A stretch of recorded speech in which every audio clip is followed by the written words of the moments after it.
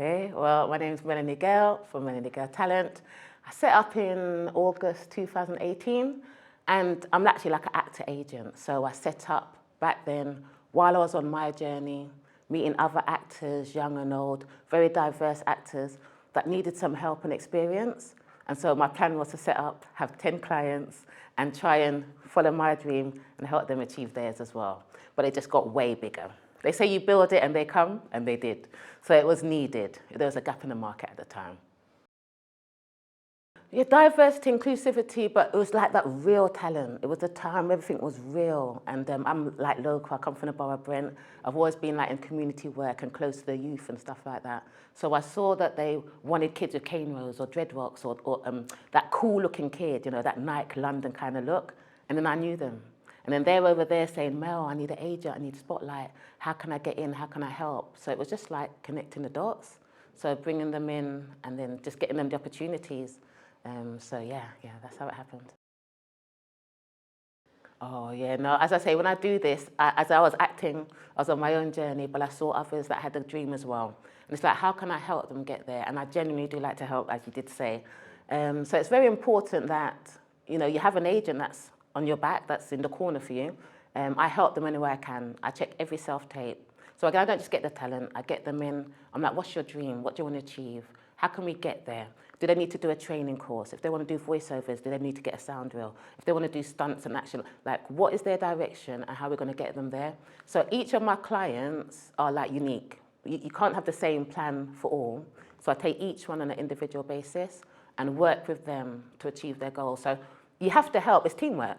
It's teamwork because if you just take, I mean, it's all growth. We grow as well. So there's some I've had from they were 18, they're now 25. So I've seen them grow from their first job, you know, walk on to the hero, the lead, to maybe auditioning for EastEnders, Hollyoaks, etc. So I've seen the growth. And that's what it's about, growing. We're not always in a book, but it's about growing. So I help as much as I can to help them achieve the goals. Or that's what's the point of me just being an agent. It's not just giving them here's the tape, do it. Yeah. How are we going to book it? How are we going to get it? How do we tick that box and get them onto the next goal? You know, it's like a ladder. Yeah. It's a ladder. As I said, like I did it myself. So back then, you know, Star Now, we got the levels. You know, your extras, cast and collective, universal extras level. Then you go the next up, maybe Mandy, Star Now, backstage. Next would be your spotlight, your agent. You know, and then progression, then the self tapes. Then booking, well actually self-tapes, auditions, recalls, pencils, that's the next step in the process that lead to bookings. Actually, pencils, heavy pencils, and then bookings. And then again, as I say, you might start small, you might do walk-on roles, you might not just start and get a Netflix role straight away. Some do, you know, as I said, everybody's journey is different, but the path could be smaller roles leading to the bigger roles, or you might get lucky, be a graduate, and go straight into Harry Potter or something like that. But for me as an agent, watching every tape, I see growth. And that's the key for me. As long as we're not going backwards or we're just staying stagnant the same, it's not always about booking. I know my talent, they worry a lot when they don't book. It's very hard. It's very competitive. And we can submit a lot of tapes before you might book. So my worries was that my clients don't get stressed because they seem to think like, oh, they don't want to let down the team. We've got a lot of team MGT spirit at my agency. And they want to be on the Instagram and they see everybody else booking. But it's encouraging for them, you know, they want to do it as well. But I tell them, don't worry about those. Focus on your own self and keep on going. And I've got guys that booked on their first job, which is the first. A guy joined in December, sent 1 tape, he's filming in March. I've got clients that joined, did 3 tapes and booked from 2. I've got clients that taped the whole of last year and didn't book anything. But yet, they booked already in Jan. So they've already had to change. So no year is the same, but you've got to keep on going and persevere. And I just think key for actors, patience. Yeah. I've got a guy that did a job today. He booked it. Well, he auditioned for it in April 25. He had a recall in May 25. Then I heard nothing until December when they wanted to pencil him. And he got confirmed yesterday and recorded today. So how long is that? So again, people could have left, you know, a lot of things can happen in that time, right? But he still hanged in there, he was still patient. It just didn't go away. So he's over the moon, and I think he's on 3 bookings at the moment. But then there's some people that had none last year. So you can't even just watch that guy and think, oh, I want to get free like him. That's what happens for him. It could be quiet the next 3 months, and then it might be good for you or the other person. So I just tell the actors, focus on yourself. Focus on improving yourself step by step and that progression. But again, don't worry if you're not booking. Like, I'm not going to let them go. They worry, like, oh, I didn't book, or the other guys. It's not like that. Just stay in your lane as the key. Stay in your lane and just grow. And additional skills as well. A lot of skills help along the way, from boxing, rapping, dancing, or whatever. Presenting skills, even content creation these days can all help to get you in that room and book a job, on top of training and just acting. Yeah, as I say, for me, when I came at 2018, I think for me I was new. So you had the change. The first couple of years, I was just getting the rhythm. We were just growing. Then we had lockdown. Then it's like, who knows what's going to happen? But because I was new, I never had a problem of adapting to change. I think if you were agents from back in the days, 20, 25 years, all these changes might be a lot, you know? But my background, I'm quite into technology and stuff. I'm quite up to date with all the stuff that's happening. And so change from 2018 to 20 is not a lot for me because I'm new. And as I say, what I might say today, in June or July, I could say something different because it's changing at a different pace. So I think key for myself and actors out there, keep yourself up to date. You must be knowledgeable about what's happening in the industry because it's forever changing. So if we lock down all the problems you had, studios closed, the writers' strikes, AI, there's so much things happening that actors might sit down and just think, oh, I haven't had an audition. It's quiet for me. Why? Let me get a new headshot.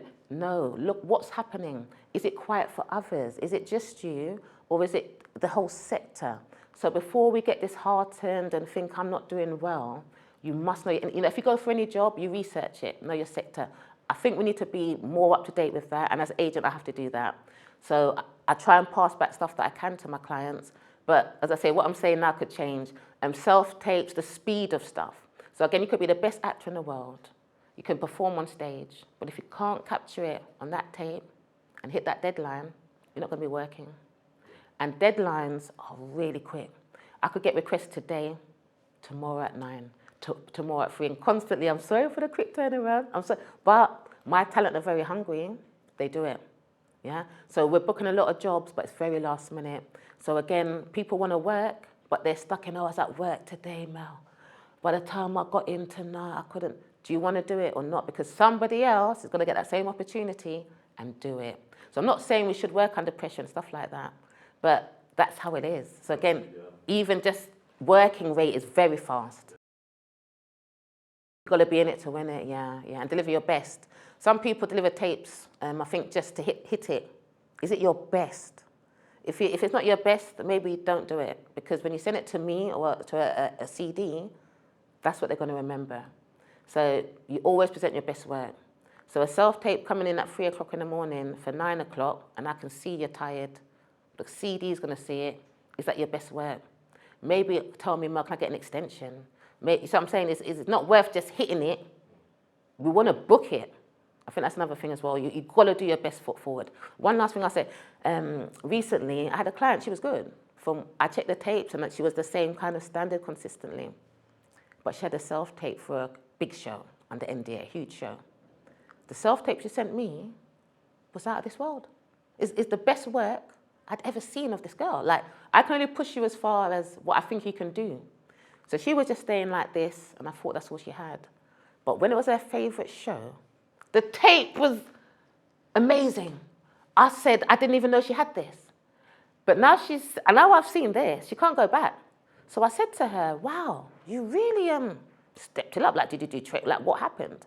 And she said, oh, I love that show. You know, I love that show. So I really worked hard on it. I said, that's great.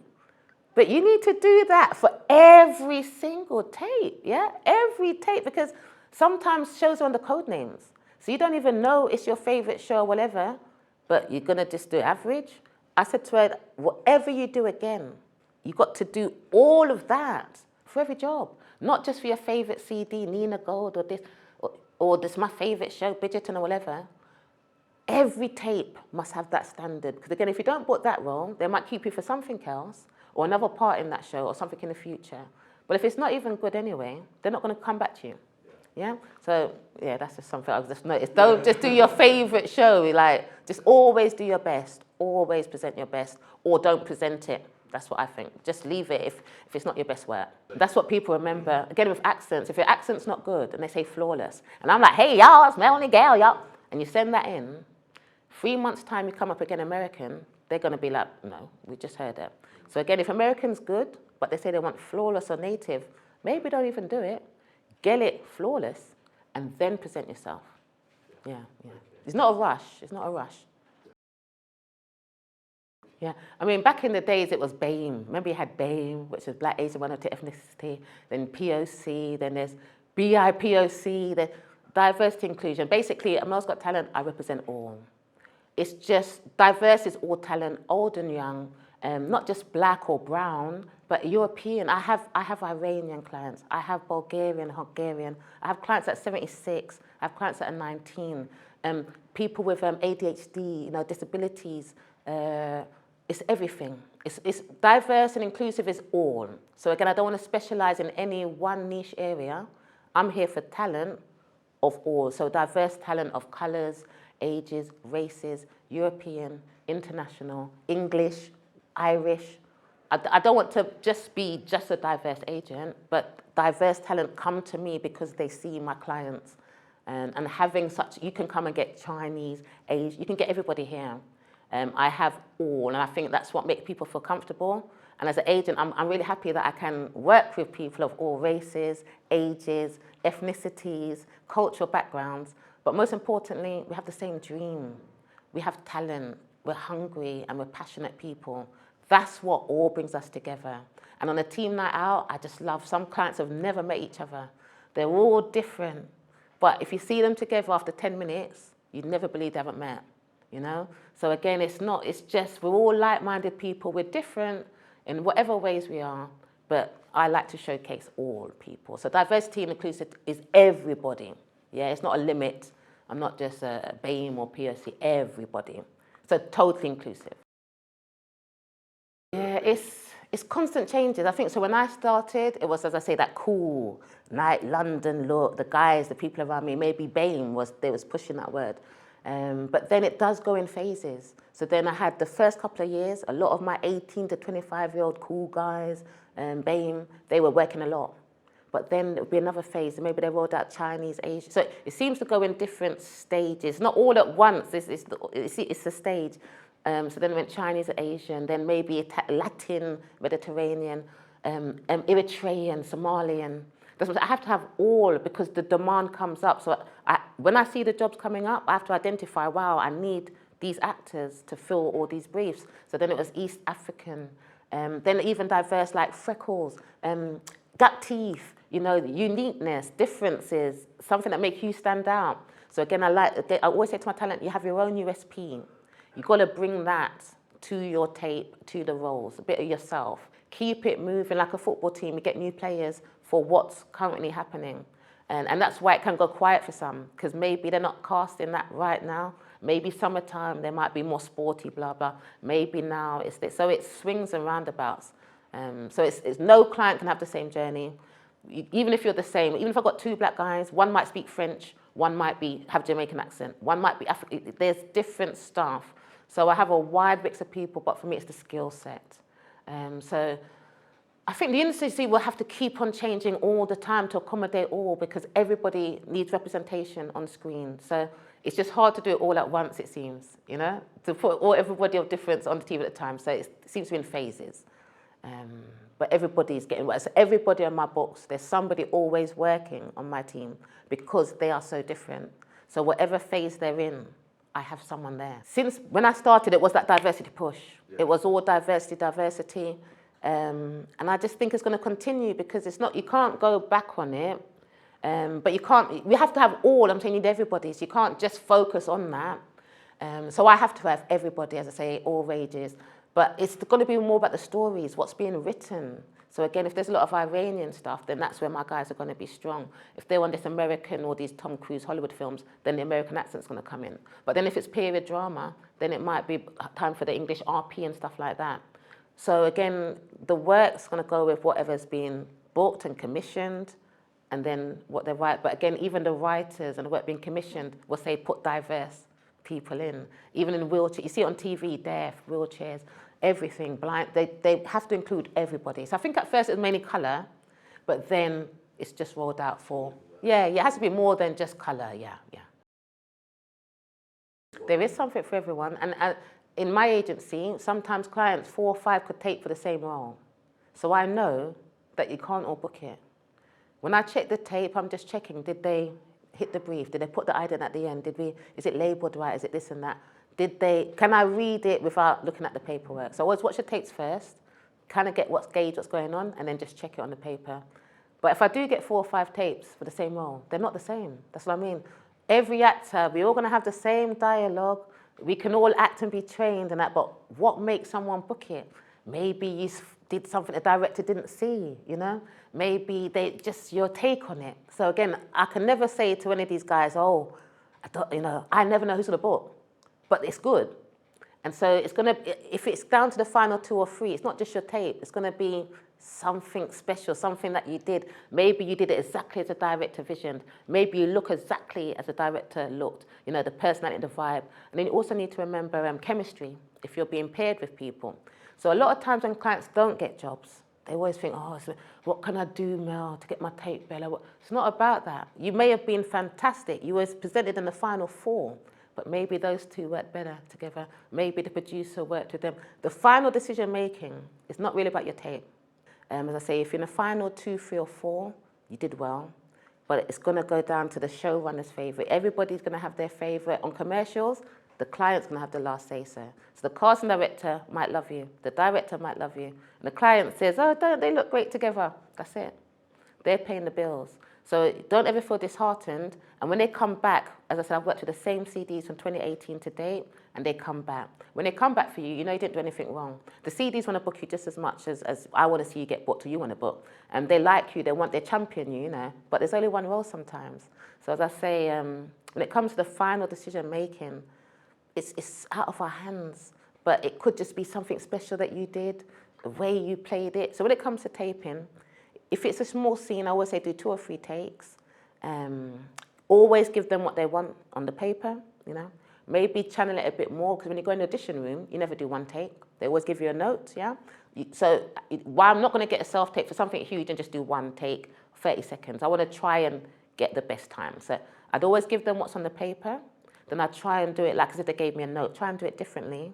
But I always do a 3rd one, which is like a wild card, which is just me, right? So nobody else could ever have that take. And that might be what swings it, yeah? And remember, you still get second chances. You just want to get to the next stage. So sometimes you stay safe and just do that 1, okay, done. But someone else might do a bit more. You have to be aware, competition. There's other people there. So if you're taping and it's not happening, you need to think, you know, what am I doing wrong? What can I do differently? So I always think, put yourself on it. As I was saying, stay safe, the first one, get the lines right. I'm an improv person. I'm always doing improv. So I stay safe, give them what's on the paper, take it a bit higher, the second one, and I'll just go wild. Unique take. And that could be the key to booking. I think belief, you know, you have to really believe, because if you believe, you're not going to be on a time limit. So it might take, as I say, 12 months, 18 months, a year. But if you don't believe, you're going to give up, you're going to go back to the day job, or something's going to distract you. When you believe, you have that hope that it's going to come. A lot of people might quit today, Mel, I'm going to take 6 months out. But maybe tomorrow was that chance. You know, some people tell me, well, it's January, I've got the whole month off now, I'm ready. But I don't know if it's going to happen in January. You need to be ready always. So it's survival of the fittest and all that. You have to be in it to win it, as you say. But I think, yeah, believe in yourself that it's going to happen. Without that belief, it's very easy to give up. People whispering in your ears, when are you going to be on EastEnders? Or, right? Those type of things will put you off your path. But if you really believe and you're aware of the industry, have knowledge. I'll give you 3 tips. So have belief in yourself. Be knowledgeable about the industry, so then you know if it's quiet all around and it's not just you. And then patience. It's not going to happen overnight. And a lot of people always watching the other person. Oh, Mel did 3 jobs. What about me? Clap that person. Celebrate that person. But no, that could be you. You have the opportunity to do what that person's doing. So celebrate the others, but don't think, oh, compare yourself to that. Nobody's journey in this industry will ever be the same. So focus on your own and then believe that it will happen. I think that's the keys. And enjoy it. I think actors, it's very hard. It's competitive. My hair goes grey sometimes, but enjoy it along the way. I think it gets a lot of stress, you know. I do tapes myself. I love taping, but I know some people don't. If you have the psychology that, oh, another tape, it's already, you already put that on your tape. Enjoy it, go for it, learn from each tape, learn from each progression, and just take your time with it. It's not a race. It's not a race.